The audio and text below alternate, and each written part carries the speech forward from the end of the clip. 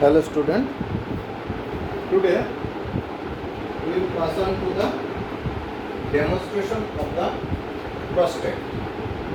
Before passing to the demonstration of the prostate, we will first discuss about theoretical portion of the prostate in a little bit. Because prostate is a small structure, if we do not discuss the prostate on the theoretical aspect before discussion or demonstration of the prostate, we cannot adequately understand the different parts of the prostate. So first we are going to discuss about the theoretical portion of the prostate today. From our previous knowledge regarding study of the urinary bladder, we have seen the structure of the prostate a bit attached at the urinary bladder, that is the male urinary bladder. So, prostate actually is a small fibromuscular glandular organ. Okay. That is, its shape is pyramidal in shape, and it surrounds the prostatic part of the urethra. It secretes, from your physiology, you can easily remember that acid phosphatase, fibronin, lysine, prostate specific antigen, zinc, etc. Now, where is the location? The gland is located in the lesser pelvis. This whole portion is situated in the lesser pelvis, below the neck of the urinary bladder and above the urogenital diaphragm. This is the portion of the urogenital diaphragm. Above this, it is situated. It lies behind the lower part of the symphysis pubis. This is the symphysis pubis region, behind the lower part of the symphysis pubis, and in front of the rectal ampulla. And on the two sides there is levator ani muscle attached, related to this gland on the two sides. What are the size and weight? At the base it is about 4 cm, length is about 3 cm, thickness about 2 cm, weight about 3 grams. Now, what are the features of the prostate? As you can see from the shape, it has an apex, base and four surface, that is anterior, posterior and two inferior surfaces. Apex is directed downward and rests on the superior surface of the urogenital diaphragm. Base is directed upward and surrounds the neck of the urinary bladder. This is the neck part of the urinary bladder, and it is continuous below. Structurally, it is continuous with this neck of the urinary bladder. Now, in the posterior aspect, regarding the surface, if we come, in the posterior surface, it is broad, flat, and it is situated in front of the ampulla of the rectum, and it is separated from the rectum by fascia of veneer or rectovascular fascia. Posterior surface is divided into two parts by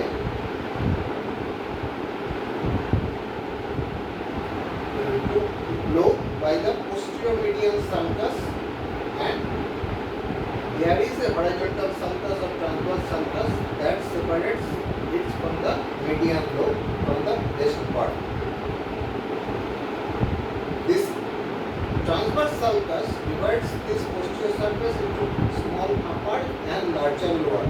Small upper part is known as the median lobe, and lower larger part is divided by a median sulcus, which is known as the posterior median sulcus, into two lateral lobe.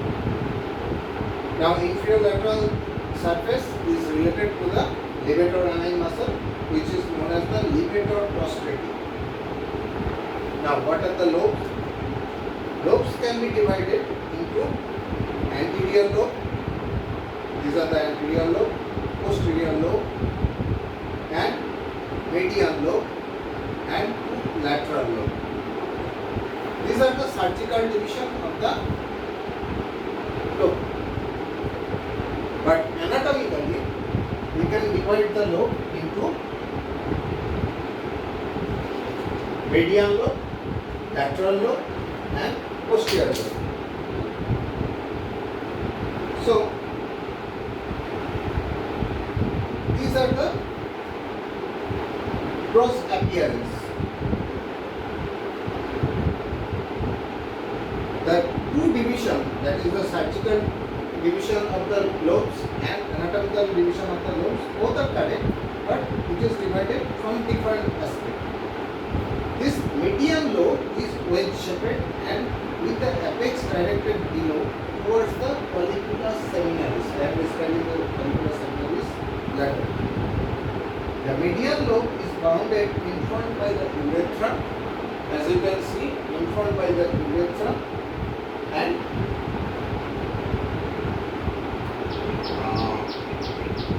on the two sides by the ejaculatory duct. Okay. Behind by the median plane of the prostatic utricle. These are the part of the or boundary of the median lobe. Now regarding the covering or capsule, the prostatic capsule are 2 in number. Okay. In normal gland and 3 in number if the gland is affected by the benign hypertrophy of the prostate. But normally the two covering are true capsule. It is formed. This is the true capsule. It is formed by the condensation of the peripheral fibrous stroma of the gland, and it is related, intimately related to the gland. Okay. False, another is false capsule or prostatic sheath. It is derived from the pelvic fascia. Okay. And it is outside the true capsule and envelops the prostate gland and urinary bladder in the same compartment. And in cases of benign hypertrophy of the prostate, or when the adenoma of the gland enlarges, the peripheral part of the organ becomes compressed. This compressed part of the gland is known as the, in cases of enlargement of the median lobe in this diagram, this peripheral part is compressed. This compressed part of the gland is known as the surgical or pathological capsule. Now, what are the supports of the prostate? In the prostate, you can easily see there is the urogenital diaphragm in the lower part, and there is 2 pairs of the puboprostatic ligament, and rectovesical fascia of the renal media is situated posteriorly. That also gives the support to the prostate. Now, few structure, if we cut through the prostate, we may get some structure. Number 1,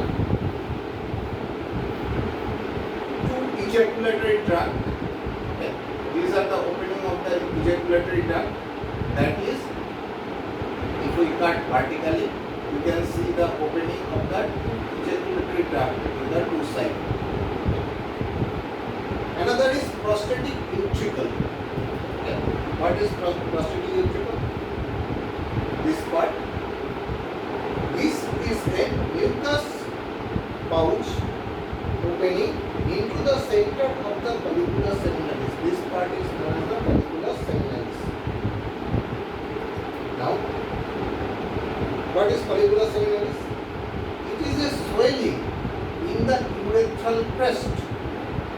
Colliculus seminalis is a swelling in the urethral crest on the posterior wall of the prostatic urethra. This is called the colliculus seminalis.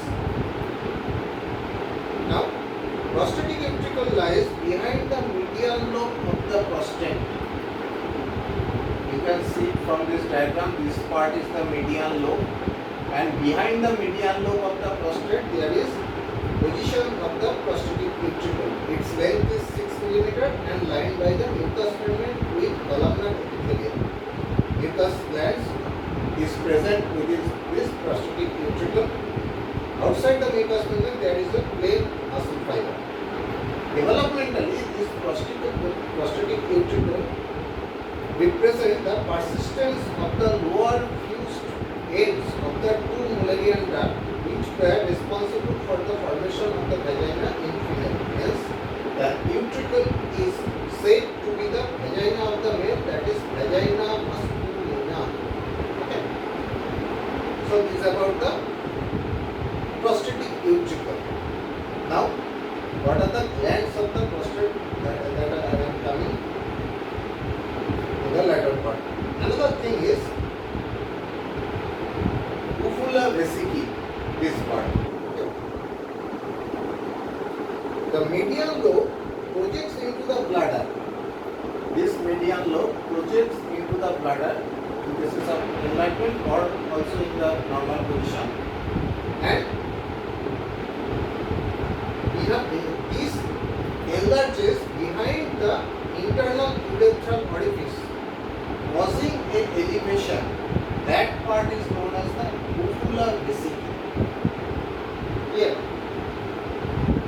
So, these three terms, follicular seminalis or Verumontana. Number 3, uvula vesicae, and there is opening of the ejaculatory duct. These are the and prostatic ventricle. These three are described. Now I am coming to the glands of the prostate. So, in the prostate, there is different types of the gland you will come across. Number 1, inner mucous glands. Okay, these are inner mucous glands, opening of the inner mucous gland.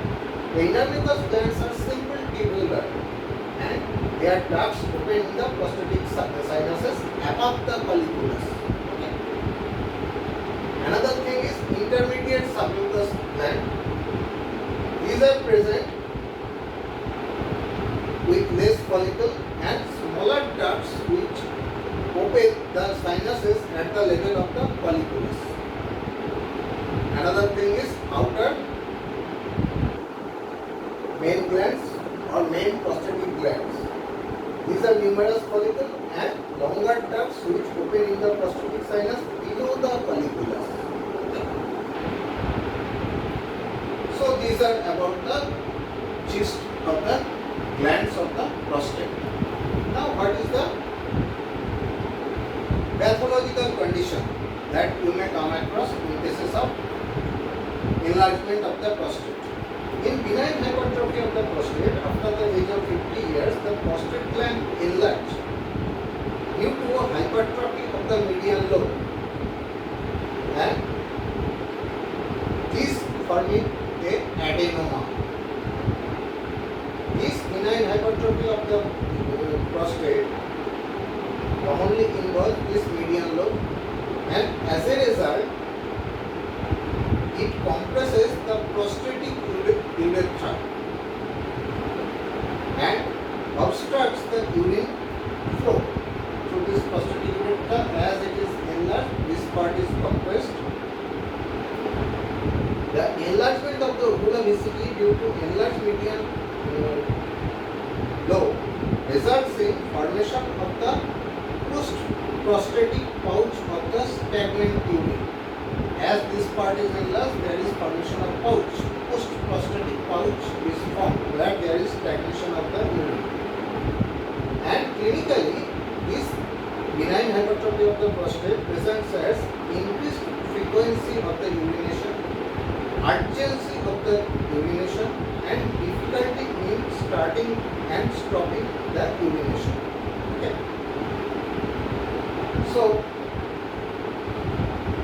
these are the symptoms of the benign hypertrophy of the prostate, and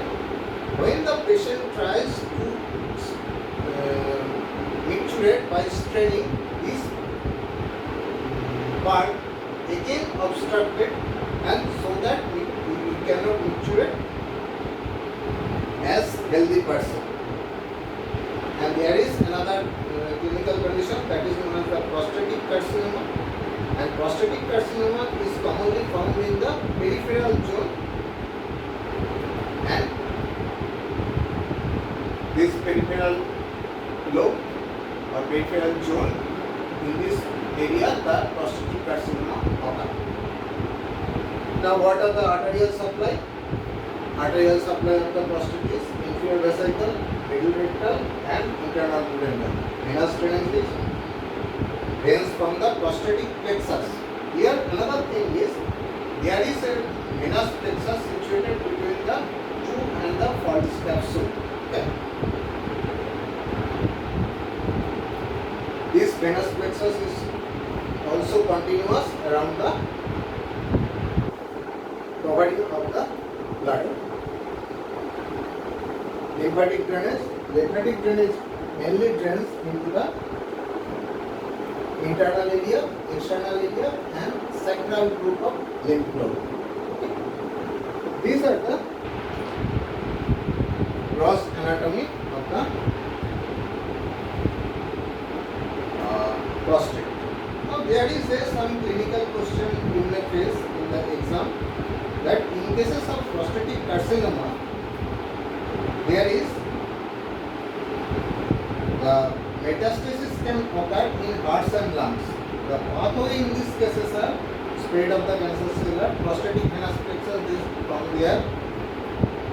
The metastatic cell goes to the internal ear vein, and from there the inferior vena cava, and then heart and lungs are affected. So this is all about the theoretical discussion of the prostate in a gist. In the later video, I will demonstrate the prostate viscera in short. Okay, thank you.